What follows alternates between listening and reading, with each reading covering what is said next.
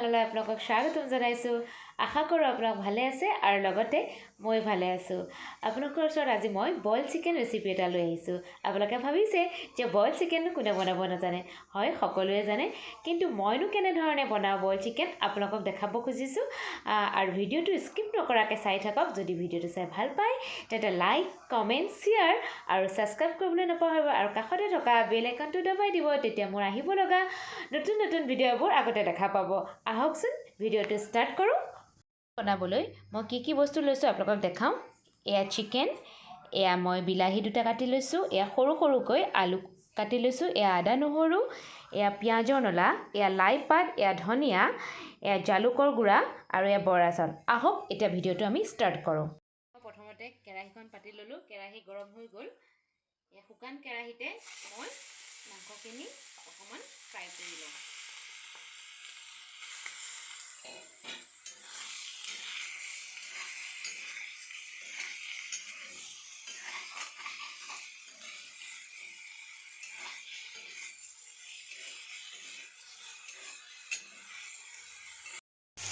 এইখিনি দেখিছেনে ধুনীয়াকৈ অকণমান ৰঙচুৱা টাইপ হৈ গৈছে।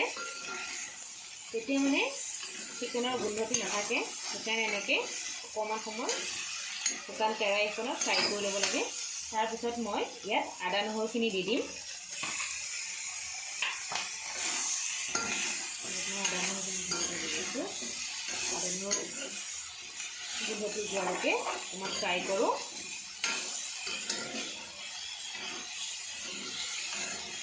তাৰপিছত মই বিলাহীখিনি এড কৰি দিওঁ।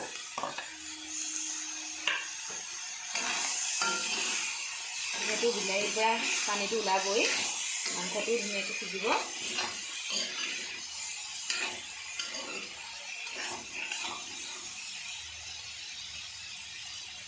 বিলাহীখিনি বৰ্তমান ধুনীয়াকৈ গলি গ'ল। এতিয়া মই ইয়াত আলু কেঁচন দি দিওঁ।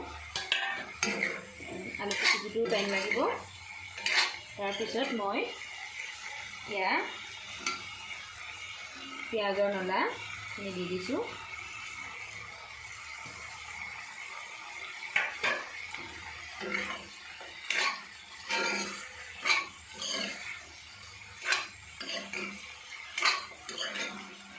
তাৰপিছতে মই অলপ নিমখ দি দিওঁ।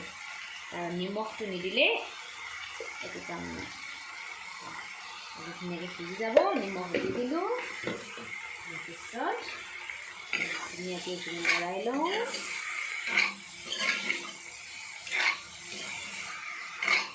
কিমান যে ধুনীয়া গোন্ধ এটা আহিছে।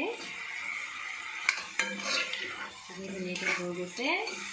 তাৰপিছত মই ইয়াত অকণমান জালুকৰ গুড়া এড কৰি দিওঁ।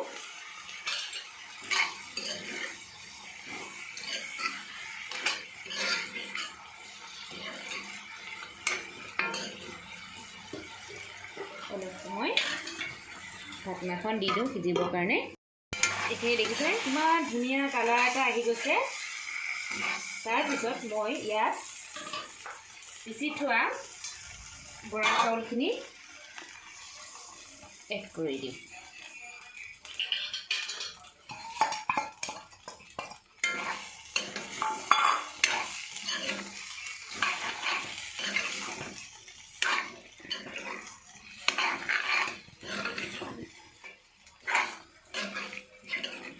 অকণমান হেৰি কৰিবলৈ দিওঁ, সিজিব দিওঁ। এই দেখিছেনে চাউলৰ গুড়াখিনি দিয়াৰ পিছত ইমান এটা ধুনীয়া কালাৰ আহি গৈছে। আৰু এতিয়া মই ইয়াত পানী এড কৰি দিম। পানী এড কৰি দিওঁ, ধুনীয়াকৈ সিজি যাওক। আলুখিনিও সিজিব, মাংসখিনিও সিজিব। ধুনীয়াকৈ সিজক। উতল আহিছে। ইয়াৰ ওপৰতে মই হাতেৰে ফালি পেলাই লাই পাতকেইটা দি দিছোঁ। লাই পাতকেইটা অলপ সময় সিজক। ইয়াৰ পিছত মই ভোট জলকীয়া অকণমান কাটি থৈছোঁ জ্বলাৰ কাৰণে দি দিছোঁ। ধুনীয়াকৈ হৈ গৈছে আৰু মই ইয়াৰ ওপৰত ধুনীয়াকৈ ধনিয়া পাত কেইটামান দি দিছোঁ এয়া বৰ্তমান বইল চিকেন ৰেডি